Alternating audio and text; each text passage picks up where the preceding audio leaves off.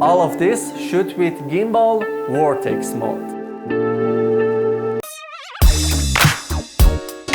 Press this button 2 times in order to get the Vortex mode, and it moves like this. You can use the joystick as well. Welcome to my channel, my name is Aria, and let's see the B-roll that I shoot with ZHIYUN WEEBILL S in Vortex mode.